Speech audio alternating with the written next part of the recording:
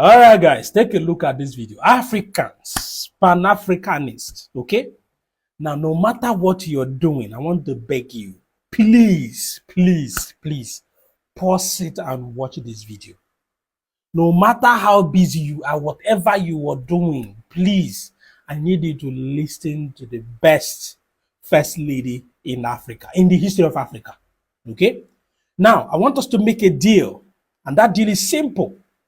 Now, after watching this video, if you do not find this video valuable, you're free to unfollow me. I have almost 200,000 followers. Now, if after watching this video and you do not find value in this video, please unfollow me. Don't follow me again. But if you find this video valuable, please, a deal is a deal. Make sure, if you're not following me, make sure you follow me. And make sure you like, comment, and share this video. That is the deal. Remember, if you don't find value in this video, unfollow me. But if you found value, make sure you follow me. That is if you're not following me already. And make sure you like, comment, and share this video. I believe we all have a deal now. Okay? Now, finally, I must warn that this video is not a recent video. For some of you that sometimes get very funny. This video is not a very recent video. It happened in 2024, last year. Okay?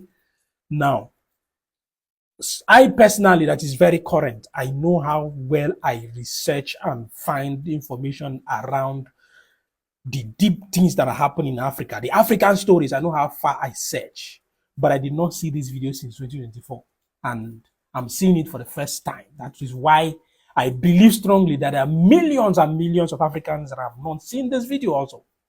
And that is the urge to which I want to share this video. However, on seeing this video, if you've seen it before, you can skip.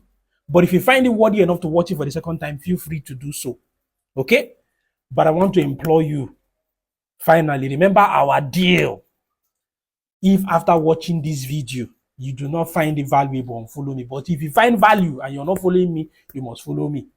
And you must like, comment, and share this video. If you're following me, you must do the rest, okay? Now, I would allow you to listen to the First Lady of Sierra Leone. That's the wife of the president of Sierra Leone. For yourself, carefully to the end, and hear what she had to say. Okay? Now watch the video for yourself. I'm coming back. What Africa gives to the world, Europe don't have it, America don't have it, Asia don't have it. As a First Lady, I am not part of a government system. So when I speak on behalf of the people because I understand what the people are going through. At the end of the day, I'm not being paid salary and I cannot be fired either. We cannot wait for other people to come and develop us. Every mining company that is in Sierra Leone today is owned by a foreigner. You cannot be coming to our country and take everything that will make us develop.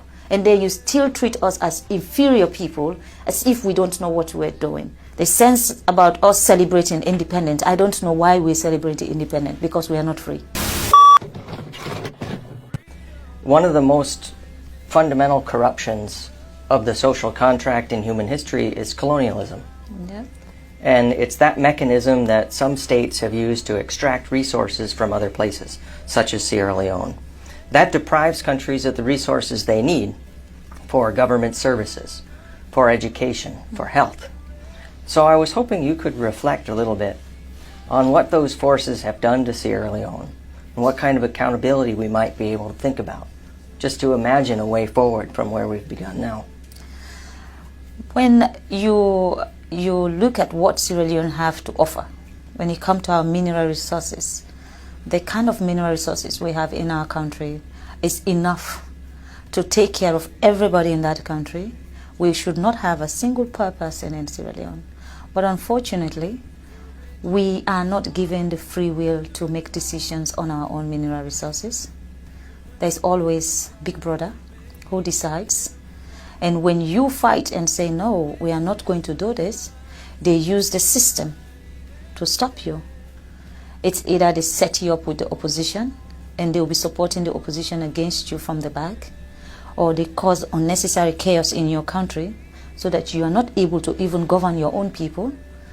They will do things to make you not to be functionable. And of course, any country that don't have peace cannot develop. You have to have peace before you talk about development. I'll give you a simple example about Sierra Leone. Every mining company that is in Sierra Leone today is owned by a foreigner. Every mining company. If it's not the Chinese, it's the American, it's the British. Our electricity, Bumuna, is run by the British, and we still don't have light. We're looking for light, electricity. If you don't have electricity, how can you talk about education? How can you talk about health facility? How can you talk about improving the infrastructure of your country? We don't have electricity. Now, do we actually even have proper water, pipe-borne water, so that our kids will not be sick? We don't have those facilities. Why? With all the minerals we have, there is a cap you put.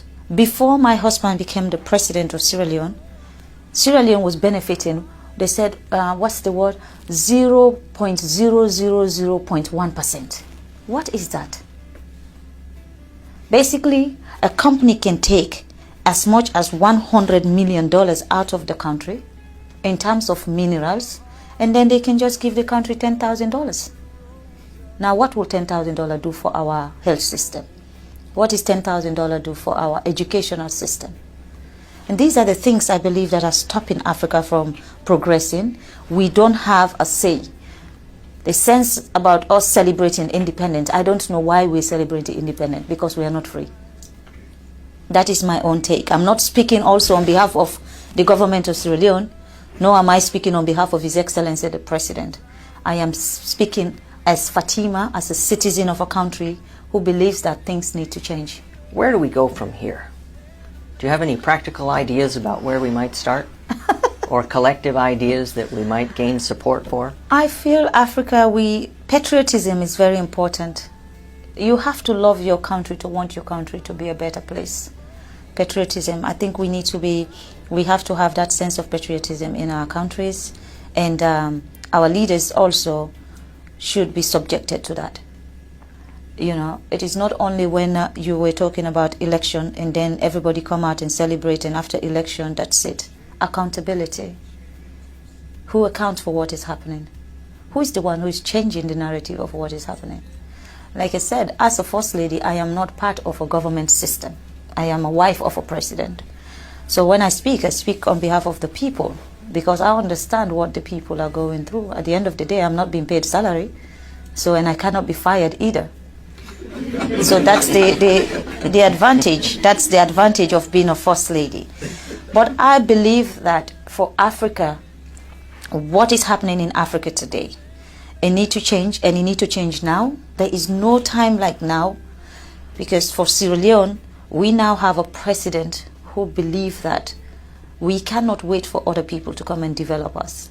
We cannot wait for another country to come and prescribe how our country should be run or what we need in our country. You know, this divide and rule, if you're close to China, we will not come to your country. If you're close to America, we will not come to your country. I mean, the fight that is between England, Europe, America, China, Russia is not a Sierra Leone fight. That's not our problem.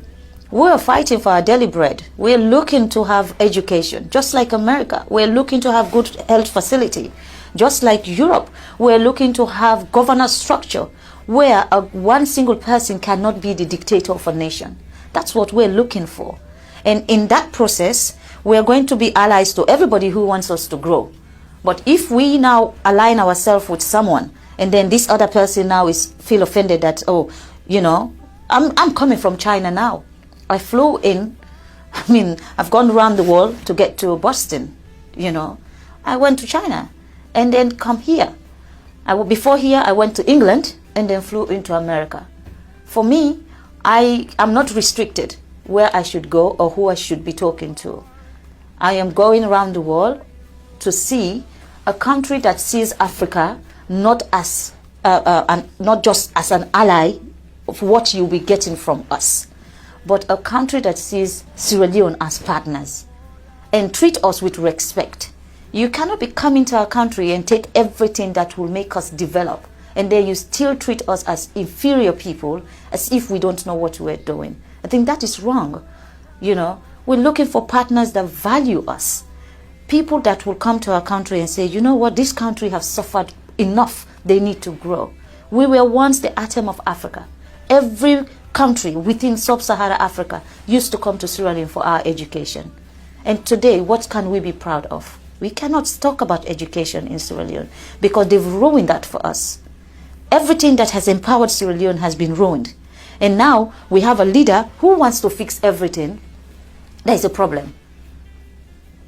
In Africa, you should not have a leader that is assertive, a leader that knows what his people want, a leader that wants to change what is happening. The moment you have that, it's everyone's target. And then they find reason to slow you down, they find reason to stop you, and they use that system of corruption. They use corrupt people, they use negative people, they use unpatriotic citizens to come after a government who is doing what is right for a system. I think we need to address those issues. Unfortunately, I don't know I'm very good at name calling, but at the moment, I don't know who I should be screaming at. I think the way you started on working on reform for women and girls is a template that can be followed for many other issues. Do you think of what a next one might be? One of the most serious issues I have with the United Nations is the fact that Africa is not part of the Security Council. We're talking about 54 countries, a whole continent does not have one person representing Africa when it comes to decision making at the Security Council. And I'd observe also that no African country has its own executive director at the World Bank either. No, unfortunately, Yes. we don't know how to manage money. I think I'll have to disagree with you. And what do you want me to say? Because if that is the perception since the beginning of, every time an African come forward for something, that they have to be a decision maker for the world, not just African. It's just not possible. I understand. So what can I say? There must be a prescription somewhere that says, Africa, you are not good enough. Well, it might be revolutionary, but I'm going to say it right here. Africans should be in charge of Africa. I believe that also that Africans' issue can only be enhanced when Africans decide to do that. They should not allow another person to give them a prescription of how Africa should look like or what we need in our Africa, because we know what we need in our Africa. No one will know that better than us. And I think the UN should see Africa as partners. And the United Nations, definitely, you cannot have 7 countries vetoing everything. When it comes to Africa issue, it is those 7 countries. Who are the countries that are actually exploiting Africa? They're the ones who have the veto power to make decision on anything that has to do with Africa. So for me, I think that is wrong. And that is one thing the president of Sierra Leone has campaigned for. And this year, Sierra Leone is now a non-permanent member at the United Nations. But yet still, we don't have a veto power. But we're there. At least we are getting closer. And in these 2 years, our mission is to get the United Nations to see Africa not as one country. Because that's the mistake they do. When you say I'm from Africa, they say, oh, you're from Nigeria. I said, no, Nigeria is one country in Africa. We have 54 countries in Africa. So see us as a continent that also, what we offer to the world, Europe does not have it. What Africa gives to the world, Europe don't have it, America don't have it, Asia don't have it. Because we are not mining in China, we are not doing any mining in America or mining in Europe. But they're doing it in every part of Africa. Not just Sierra Leone, go to Democratic Republic of Congo, go to Botswana, go to Angola, go everywhere there is mineral resources. It is the West and the Chinese who are there. All right, guys. So you've listened to the First Lady of Sierra Leone for yourself, Fatima. Now, in my choice of words, I stand to be corrected. In fact, it's my opinion anyway. This lady has to be the best African First Lady of all time. She has to be the best First Lady in Africa of all time. I stand to be corrected. Some people may have other opinions, right? Normally, I don't pay attention so much to First Ladies because some of them, like the one in my country, it looks very confused and distracted. Okay? But hearing this woman speak, you can imagine how well she influences her husband, which is the president of Sierra Leone, to do things that will benefit or develop the people of Sierra Leone. Guys, this is mind-blowing. If you love what this lady just said, please share this video and lend your voice. Comment, drop a comment. We need to encourage first ladies to speak like this, to stand up for Africa like this. To the people that, first ladies that know their worth, that know what their oversight responsibility should look like.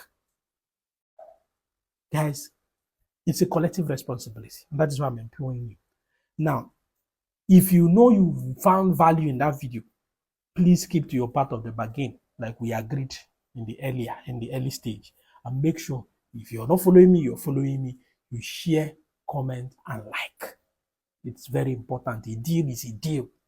Now, I don't want to really say much about what she already said. She was very elaborate and very precise. There's nothing to add for me right now. Maybe I will have something to add later, but for now, I don't want to add anything because her words were so touching. Her words were so direct to the point, heart-punching.